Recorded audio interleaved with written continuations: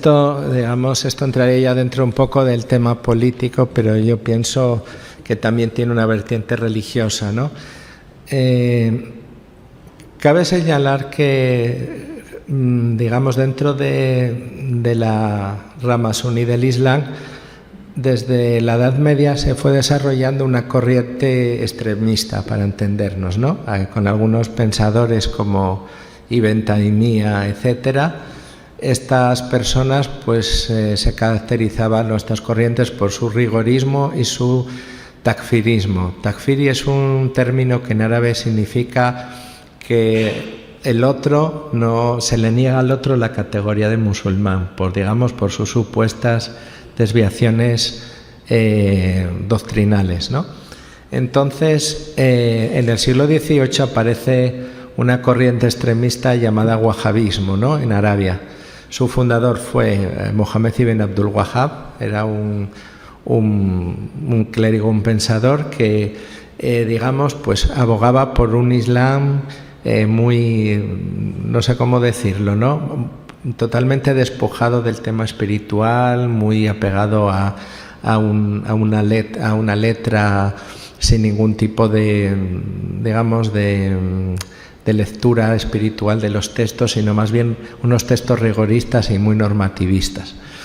Este hombre pues salió con la familia al Saud, ¿no? Y juntos pues fundaron lo que hoy es Arabia Saudí.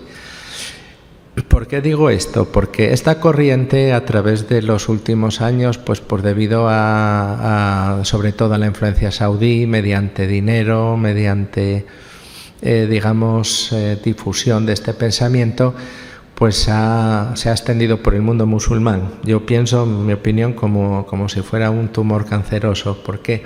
Porque se caracteriza pues por un extremismo que sobre todo tiene como víctimas a los otros musulmanes, a los que se considera pues desviados, etcétera, ¿no? Este, digamos, pensamiento extremista pues se desarrolló, se convirtió en terrorista fundamentalmente en los años 80, cuando la Unión Soviética invadió Afganistán. Estados Unidos, Arabia Saudita y otros países que eran hostiles a esta presencia financiaron a estos grupos con el fin de echar a los soviéticos de Afganistán, cosa que consiguieron. Pero lo que también consiguieron fue crear un movimiento extremista, Al-Qaeda, ¿no? Dirigido por Osama Bin Laden en el caso, y esta pues fue la matriz de un movimiento que, digamos, pues que es cierto de que el mundo musulmán pues ha sufrido agresiones, por ejemplo, pues la invasión de Irak por Estados Unidos, bombardeos en Libia, el tema de la ocupación de Palestina, etcétera, ¿no? Entonces, digamos, una serie de agravios históricos y justificados de los musulmanes pues fueron aprovechados por estos grupos para extenderse, ¿no? Y eso es lo que ocurre hoy en Irak. Hoy en Irak hay un grupo que mal llamado Estado Islámico, Daesh, ¿no? Que forma parte de esta corriente wahabí, que considera a los chiitas como como una corriente desviada, etcétera y demás, pues ha declarado la guerra no solamente en Irak, sino más países de la región. Hoy, por ejemplo, vemos que Libia, Egipto y Siria, Líbano, muchas naciones sufren el terrorismo, ¿no? Todos los terroristas son de la misma corriente y desgraciadamente pues muchos de ellos están financiados por países, sobre todo países del Golfo, que buscan imponer, digamos, utilizar el terrorismo para imponer sus objetivos políticos, ¿no? En este caso, pues uno de los objetivos políticos es derrocar al gobierno iraquí, y esto ha llevado a que pues un movimiento pues extremista, bien financiado, con armas, etcétera, pues haya podido aprovecharse de la debilidad de algunos estados, por ejemplo Irak. Cabe señalar que cuando Estados Unidos invadió Irak hubo una guerra larga hasta que Estados Unidos se retiró en el año 2010, y esta debilidad del Estado iraquí pues ha sido aprovechada por uno de estos grupos para expandirse, ¿no? Y hoy en día pues controla una parte. Cabe señalar, sin embargo, que la población iraquí rechaza a estos grupos. Yo, por ejemplo, ahora que he estado en Irak hace 10 días, he estado en el sur. Digamos, ahí los combates fundamentalmente tienen lugar en el oeste, en la provincia de Anbar y en el norte. Sin embargo, el sur era una zona totalmente tranquila, ¿no? Entonces, digamos, pues hoy precisamente hay una reunión en París para tratar de esos temas. Yo creo que el pueblo iraquí pues tardará años o meses, esperemos que poco tiempo, pero al final va a derrotar a los terroristas, y yo creo que no tanto porque tenga mejores armas o porque el ejército iraquí se reestructure y se convierta en una fuerza grande, sino sobre todo porque el pueblo iraquí rechaza esa ideología. O sea, los musulmanes iraquíes, ya sean suníes, chiíes, cristianos, también pasa en Siria también. Siria, pues una de las iglesias más antiguas del mundo están en Siria y en Irak.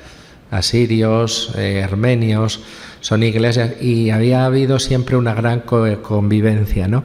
Yo me acuerdo de hace años hablar con los iraquíes y decían que ellos no sabían cuál era la religión del vecino, nadie le preguntaba. O sea, había una coexistencia grande, y sin embargo estos grupos terroristas pues están destruyendo, intentan destruir el tejido social de estos países, ¿no? Entonces yo creo que la derrota del terrorismo al final va a venir por el rechazo de la población, porque no van a tener, pueden tener armas, pueden tener dinero, pero al final si la población les rechaza no van a poder lograr nada.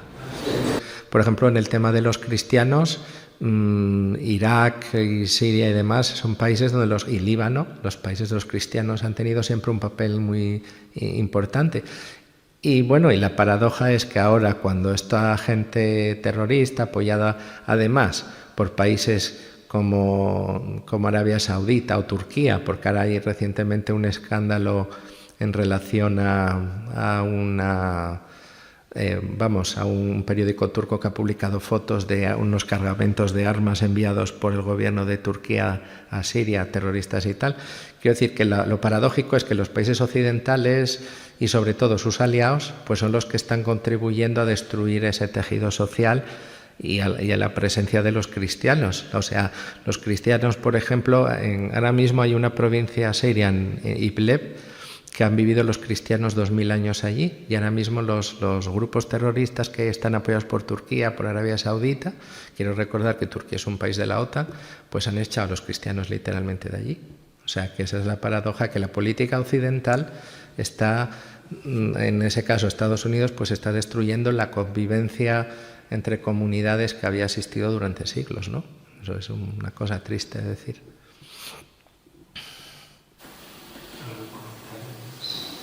¿Qué significa Wahhabi? Bueno, Wahhabi es un término que se utiliza para esa corriente que dije. ¿Por qué se llama Wahhabi? Porque ellos no les gusta llamarse a ellos Wahhabi, sino unitarios, ¿no? Es una corriente que nació en el siglo XVIII en Arabia Saudí. Como dije, el fundador fue Mohammed ibn Abdul Wahhab. Él escribió un libro que se llamaba Kitabul Tawhid, en el cual pues consideraba que había muchísimas prácticas que llevaban a cabo grupos islámicos, sufíes, etcétera, que digamos se apartaban de lo que él consideraba que era la doctrina ortodoxa, ¿no?, del Islam. Entonces él derivó hacia un pensamiento extremista hasta el punto de que, por ejemplo, pues él acusaba a los que no seguían sus postulados de ser apóstatas, ¿no?, directamente. Por eso de ahí viene un vocablo takfiri en el Islam que, como expliqué, significa excluir, al excomulgar. Es como excomulgar en el cristianismo. Entonces, pues él fundó una corriente, fue poco a poco, se rebeló contra el Imperio Otomano y salió con la familia al Saud, ¿no? Entonces, pues en un primer momento, a principios del siglo XIX, los otomanos aplastaron a los wahabíes, que se habían rebelado en Arabia, y posteriormente pues hubo otros choques, ¿no?, con los turcos y demás. Pero bueno, digamos, el éxito que tuvieron los wahabíes fue aliarse con la familia Saud y tomar el poder en Arabia Saudí. ¿Por qué? Porque Arabia Saudí es el primer productor de petróleo del mundo, y con eso ellos han financiado pues grandes mezquitas. Aquí hay una en Madrid, la M30, ¿no?, que es saudí. Han financiado libros, han mandado becas para estudiar a Arabia Saudí a mucha gente joven, etcétera, y ellos han logrado pues expandir su ideología.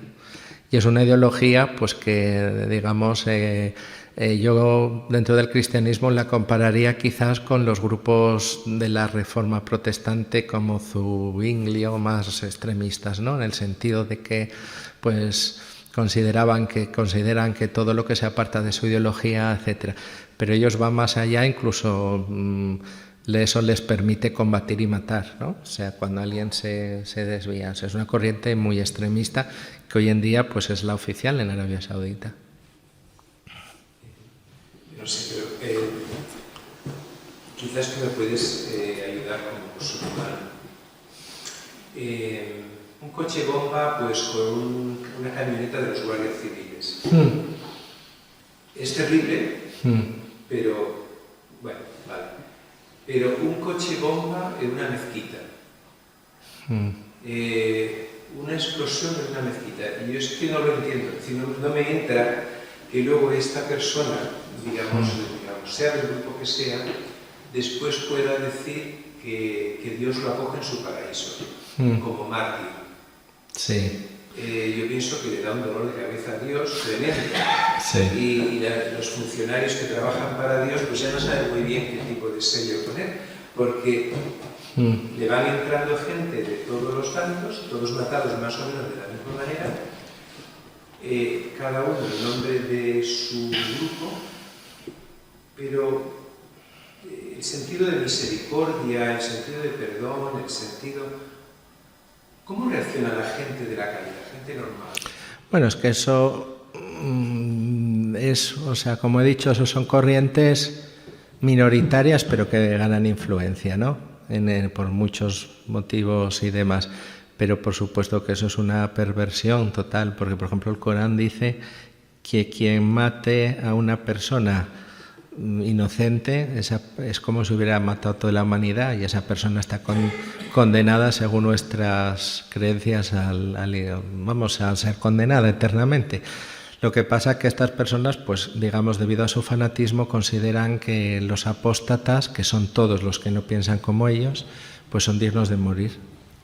Simplemente como hay en el mundo muchos ejemplos de pensamiento extremista, ¿no? Quiero decir, en todo el mundo, pues para el tema de ETA que decías tú, pues sería como si un fanático pensara que iba a liberar, entre comillas, el País Vasco matando un policía de Segovia que estaba trabajando allí, ¿no? O sea, que son hay una serie de mecanismos, eso ya es otro campo psicológicos, ¿no? De lavado de cerebro, de reclutamiento. Por ejemplo, un problema que hay ahora mismo grande sobre el terrorismo pues es en Internet. ¿Por qué? Porque hay mucha gente joven que no conoce bien su religión, porque no practica, porque en su casa tampoco le dan instrucción, y de repente pues encuentra en Internet a gente que sabe, entre comillas, ¿no? Y esa persona pues sufre un proceso de lavado de cerebro, y eso pues se puede ver incluso aquí en Europa, ¿no? Gente que se ha enterado que una hija de 15 años había ido a Siria, ¿no? Y se había convertido en suicida, ¿no? Y dice, ¿cómo puede ser esto? Pues porque ha estado 2 años en Internet sufriendo un lavado de cerebro hasta que llega un punto que digamos que acepta esos temas, ¿no? Bueno, nosotros la diferencia un poco que hay entre el Corán y la Biblia es que el Corán es una revelación de Dios. O sea, que para un musulmán el Corán es palabra divina, ¿no? O sea, no es que sea alguien que escribió, no, sino es palabra directa de Dios, ¿no? Revelación, como los 10 mandamientos son una revelación de Dios a Moisés, etc. En el Islam lo que pasa es que hay una ciencia que estudia... por ejemplo, cuando las aleyas o los versículos del Corán son revelados, a veces hay una razón. Y entonces pues hay toda una ciencia que interpreta si una aleya del Corán es general o si es específica, ¿no? Para un tema. Entonces, por ejemplo, quiero hablar sobre el famoso yihad, ¿no? Y demás. En el Corán hay varios versículos que se refieren a temas de